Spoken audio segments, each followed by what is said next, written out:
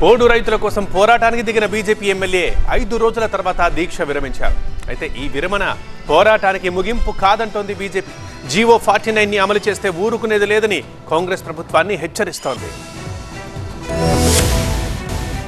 కొమరం భీం జిల్లాను పులుల కిల్లాగా మార్చే జీవో 49ని ప్రభుత్వం తాత్కాలికంగా నిలిపేసింది. అయితే స్థానిక ఎన్నికల తర్వాత ఈ జీవోను మళ్లీ తీసుకొస్తారంటూ అనుమానం వ్యక్తం చేస్తూ దీక్షకు దిగారు BJP MLA Palvai Harish. GO 49ని వాయిదా వేయడం కాదు, పూర్తిగా రద్దు చేయాలనే డిమాండ్తో ఆయన దీక్ష చేపట్టారు. అయితే బీజేపీ నేతల సూచనతో దీక్షను విరమించారాయన. దీక్ష విరమించినా పోడు రైతుల ఉద్యమం ఆపేది లేదన్నారు ఎమ్మెల్యే పాల్వాయి హరీష్. ఎక్కడ పోడు రైతుకి అన్యాయం జరిగినా, ఎక్కడ పోడు భూములను దున్నడానికి ఫారెస్ట్ అధికారులు అడ్డం వచ్చినా అక్కడ మేము అరకబట్టుకొని తయారుండి మీ భూమి దున్ని మీకు సాగు చేసే వరకు నిద్రపోయింది.